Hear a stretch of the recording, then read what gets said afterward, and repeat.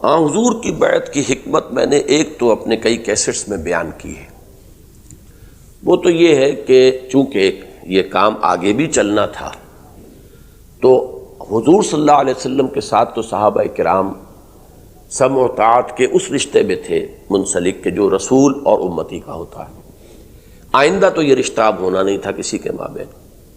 تو آئندہ وہ نظم جماعت کیسے قائم ہوگا، کس بنیاد پر قائم ہوگا؟ اس کے لیے ایک سنت آپ کو چھوڑنی تھی، ایک رہنمائی آپ کو دے کر جانا تھا۔ وہ رہنمائی وہ سنت ہے جو حضور نے بیعت کی صورت میں اپنے پیچھے امت کے لیے چھوڑی۔ اگر یہ نہ ہوتا تو ہمیں پتہ ہی نہ چلتا کہ پھر اب آگے کیا ہو، یا تو پھر نبی ہی آتا رہے، کوئی نبوت ہی کا دعویٰ کر کے اٹھے، پھر جو اس کے ساتھ ہوگا وہ اس کے ساتھ سمع و طاعت کے اندر منسلک ہو جائے گا۔ لیکن جب نبوت ختم ہو رہی تو اب کیسے؟ یہی وجہ ہے دیکھیے کہ جیسے ہی حضور کا انتقال ہوا تو جو اسلامی نظم حکومت قائم ہوا وہ بیعت کی بنیاد پر قائم ہوا۔ معلوم ہوا کہ وہ رہنمائی جو حضور صلی اللہ علیہ وسلم دے گئے تھے، حالانکہ آپ نے اس کے لیے کوئی، جہاں تک میرا ذخیرہ ہے علم کا، وہ واضح ہدایت بیعت کے طریقے کی کہ اس طرح میرے بعد اس طرح بیعت کرنا، یہ ہمیں نہیں ملتی۔ لیکن جو رہنمائی آپ چھوڑ گئے تھے امت کے لیے اور جو اپنی سنت کے ذریعے سے نمایاں کر گئے تھے جس طریقہ کار کو، آٹومیٹیکلی صحابہ نے اس کو اختیار کر لیا، اور یہی اب ہمیشہ کے لیے ہمارے لیے ایک رہنمائی ہے۔ البتہ یہ کہ کسی پرٹیکولر مومنٹ پر بیعت لینے کی اضافی حکمتیں بھی ہو سکتی ہیں۔ مثلا بیعت رضوان کا خاص طور پہ آپ نے ذکر کیا ہے، تو بیعت رضوان کے موقع پر جو یہ بیعت لی گئی ہے، ایک بات یہ ہو سکتی ہے، واللہ عالم، ابھی ہمارے کنجیکچرز ہیں اور ایک اندازے ہیں،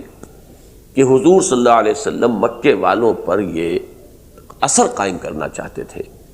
کہ وہاں جو اب باہر 1400 ہیں وہ مرنے کی بیعت کر چکے ہیں،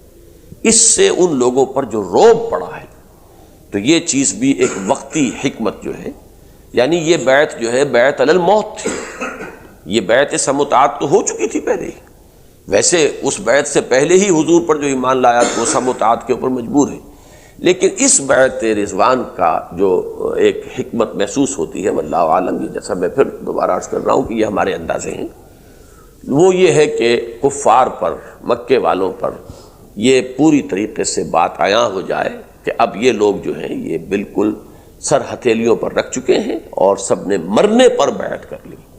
تو اس سے یقیناً وہاں جو فضا پیدا ہوئی اور جو سوچنے پر وہ آمادہ ہوئے، پہلے تو وہ سرے سے بات کرنے کے لیے تیار نہیں تھے،